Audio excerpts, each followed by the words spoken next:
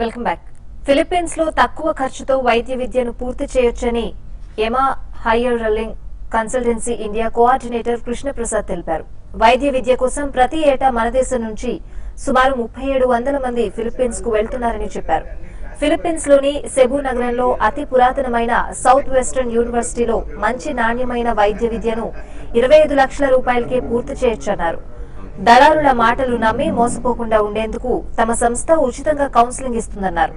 అక్కడ ఎంబీబీఎస్ పూర్తయిన తర్వాత ఇండియాలో ప్రాక్టీస్ చేయాలంటే ఎంసీఏ నిర్వహించే పరీక్ష ఉత్తీర్ణత సాధించాల్సి ఉంటుందన్నారు.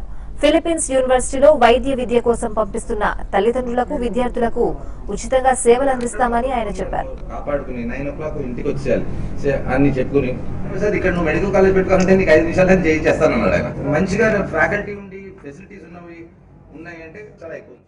ఇక్కడ నుంచి ఇండియా నుంచి ఆల్మోస్ట్ ఎవ్రీ ఇయర్ ఒక 3500 నుంచి 4000 మంది పిల్లలు ఎవ్రీ ఇయర్ వెళ్తున్నారు ఫిలిప్పీన్స్కి. కొన్ని యూనివర్సిటీస్లో ఫ్యాకల్టీ బాగుండదు, లేదంటే ఫెసిలిటీ సరిగా ఉండవు, ఏముండవు, ఇవి కూడా తెలియదు. వీళ్ళు ఎవరో చెప్తారు ఇంత ఫీజు ఉంది అంత ఫీజు ఉంది అని. నా బాధ అంతా 2-3 ఇది ఉన్నాయి. ఏంటంటే ఒకటి, పిల్లలు అక్కడ ఫీజు కట్టేటప్పుడు డైరెక్ట్గా యూనివర్సిటీకే కట్టేది ఉండాలి.